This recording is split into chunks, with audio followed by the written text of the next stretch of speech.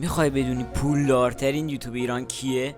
نه اونی که فکر میکنی نیست، نه اونایی که همیشه توی یوتیوب میبینی یا توی اکسپلورت میان، نه اونا هیچ کدوم نیستن. یه نفری که شاید اسمشو حتی نشنیده باشی، البته چرا شنیدی، ولی حساب بانکیش هر روز به روز بیشتر میشه. ولی قبلش اگه این ماشین بنز رو دوست داری لایک کن و اگه این بی ام وی خوشگل رو دوست داری سابسکرایب کن. مرسی. بریم سراغ ادامه داستان. اولش مثل همه بود دیگه، فقط یکم پولدارتر. یعنی اینکه از اول پولدار بودن، نمیخوام بگم که پول نداشتن. یه تفاوت خیلی بزرگ داشت. از همون اول میدونست که یوتیوبش میگیره و برای یوتیوب خرج میکرد، یعنی اینکه پول میریخت تا ویو بگیره و از همون اول خوب شروع کرد، تونست موفق بشه. ولی تلاش کرد و با هر ویدیو نه تنها معروف شد بلکه پولدارترین یوتیوبر ایران شد. و نکته آخر، همه فکر میکنن پول و شهرت یعنی مسیر راحت، ولی داستان دبنیامین نشون داد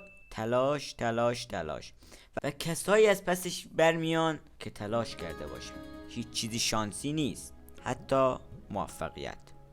پس دفعه بعدی که خواستی شروع کنی اینو یادت باشه، هیچ چیزی بدون سعی و تلاش میسر نمیشه. اگه از این داستان خوشتون اومد خوشحال میشم لایک و سابسکرایب کنید.